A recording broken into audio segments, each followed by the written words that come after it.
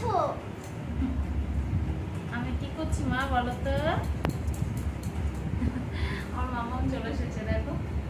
আমি সব সবজি ঝুড়ি নিয়ে বসে পড়েছি, সবজি বানাবো বলে সব কেটে রাখছি। এই দেখো, আর রাত্রিরে কাটার একটাই সুবিধা কি বলতো, সকালবেলা সব করতে হয় তো, আর সবজি কেটে রান্না করতে দেরি হয়ে যায়। আর আমাদের যেহেতু দুপুরবেলা খাওয়াটা একটু তাড়াতাড়ি হয়, ওই জন্যে আমি রাত্রিবেলা এখন কি করি, যে কোনো শাক হলে, লতি হলে আর সবজিগুলো সব আমি করে রাখি আর কি। দেখো এখানে হলো লাউ শাক, লাউ শাক হবে, এখানে শাকটা কাটে নিয়ে এই যে লাউ শাক কেটে রাখলে আমার সকালবেলা সুবিধা হবে।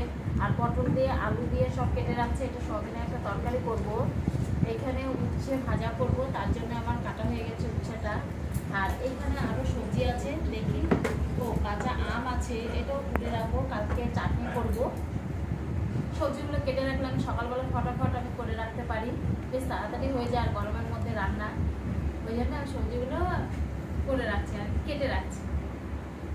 ওই জন্য আমার মামা এসে বলছে, কারণ কাটি না তো আমি খুব একটা সহজে, ওই শাক পাতা হলে বেশিরভাগই কেটে রাখি। চলো টাটা।